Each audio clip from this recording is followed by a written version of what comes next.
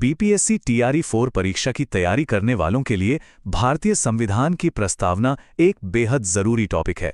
चलिए आज हम इसी का एक पूरा विश्लेषण करते हैं, सीधे परीक्षा के नजरिए से। इस विश्लेषण में हम देखेंगे कि प्रस्तावना इतनी महत्वपूर्ण क्यों है, इसके मुख्य सिद्धांत क्या हैं, इसमें कौन सा ऐतिहासिक संशोधन हुआ और सबसे जरूरी न्यायिक मामला कौन सा था। और हाँ, आखिर में हम कुछ जरूरी सवालों की प्रैक्टिस भी करेंगे। तो चलिए सबसे पहले बात करते हैं प्रस्तावना के महत्व और उसके पाठ की। अब सवाल ये उठता है कि बीपीएससी टीआरई 4 की परीक्षा में प्रस्तावना से इतने सवाल आते क्यों हैं। देखिए, सीधी सी बात है, प्रस्तावना को हमारे संविधान की आत्मा कहा जाता है। ये पूरे संविधान का सार है और यहीं से परीक्षा में सीधे सीधे सवाल बनते हैं। तो अगर अच्छे नंबर लाने हैं तो इसे समझना बहुत जरूरी है। तो चलिए अब ध्यान से संविधान की प्रस्तावना के मूल पाठ को सुनते हैं। एक एक शब्द पर गौर कीजिएगा।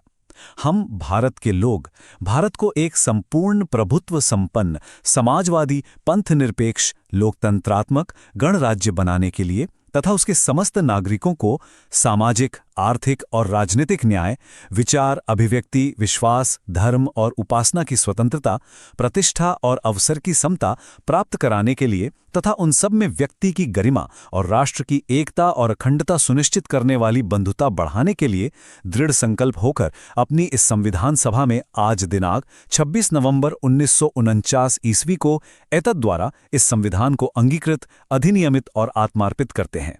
तो ये थी हमारी प्रस्तावना। अब इसके हर एक शब्द के पीछे का मतलब समझते हैं, खासकर उन शब्दों का जो परीक्षा में पूछे जाते हैं। तो सबसे पहला और सबसे अहम शब्द है संपूर्ण प्रभुत्व संपन्न। इसका मतलब क्या है?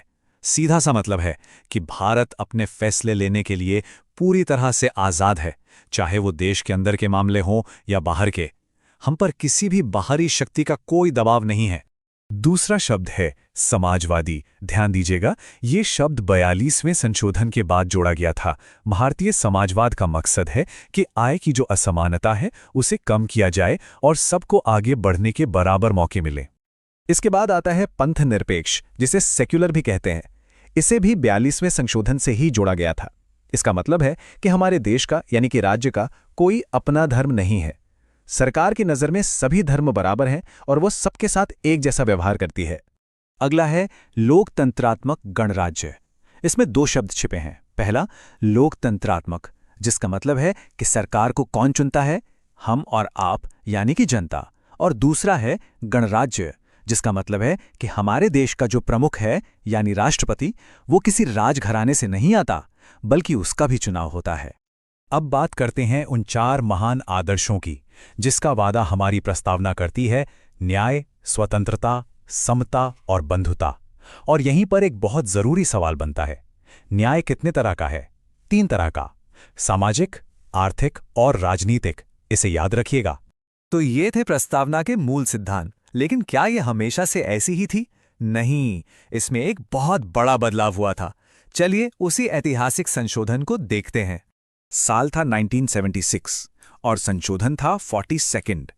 याद रखिए, ये एकमात्र बार है जब हमारी प्रस्तावना में कोई बदलाव किया गया। प्रधानमंत्री इंदिरा गांधी के समय में हुए इस संशोधन से 3 नए शब्द जोड़े गए थे। कौन कौन से? समाजवादी, पंथनिरपेक्ष और अखंडता। ये तीनों शब्द परीक्षा के लिए बहुत बहुत जरूरी हैं। अब शब्दों और संशोधनों से आगे बढ़ते हैं और न्यायपालिका की भूमिका को समझते हैं। एक ऐसा केस हुआ जिसने प्रस्तावना को लेकर सारे सवालों पर विराम लगा दिया। ये केस था 1973 का केशवानंद भारती मामला। इसे संविधान के इतिहास में एक मील का पत्थर माना जाता है। सुप्रीम कोर्ट ने इस मामले में 3 बहुत बड़ी बातें कहीं। पहली कि प्रस्तावना संविधान का ही एक अटूट हिस्सा है। दूसरी कि संसद चाहे तो इसमें बदलाव कर सकती है, लेकिन, और ये तीसरा पॉइंट सबसे जरूरी है, संसद संविधान के मूल ढांचे यानी कि बेसिक स्ट्रक्चर को नहीं बदल सकती। इसी केस से मूल ढांचे का सिद्धांत सामने आया।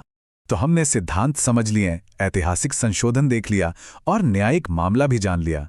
अब बारी है ये देखने की कि आपको कितना याद रहा। चलिए बीपीएससी टीआरई 4 के पैटर्न पर कुछ सवालों को हल करते हैं। पहला सवाल, प्रस्तावना में समाजवादी शब्द किस संशोधन से जोड़ा गया? इसका सही जवाब है बी 42वां। दूसरा सवाल आपकी स्क्रीन पर, प्रस्तावना को संविधान का हिस्सा किस मामले में माना गया था? और सही जवाब है सी, केशवानंद भारती केस। तीसरा सवाल है, हम भारत के लोग, इस वाक्य का क्या मतलब है?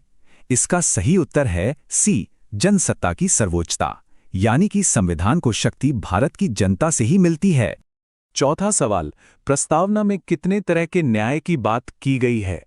जी हां, सही जवाब है बी, 3। कौन कौन से? सामाजिक, आर्थिक और राजनीतिक। और ये रहा आखिरी सवाल, पंथनिरपेक्ष का सबसे सही मतलब क्या है? इसका बिल्कुल सही जवाब है सी, राज्य किसी भी धर्म का पक्ष नहीं लेता है। बहुत बढ़िया। अब बात करते हैं सफलता के संकल्प की। देखिए, जैसे हमारी प्रस्तावना सिर्फ कुछ शब्द नहीं बल्कि एक संकल्प है, ठीक उसी तरह बीपीएससी परीक्षा में आपकी सफलता आपके दृढ़ संकल्प और लगातार की गई मेहनत पर टिकी है।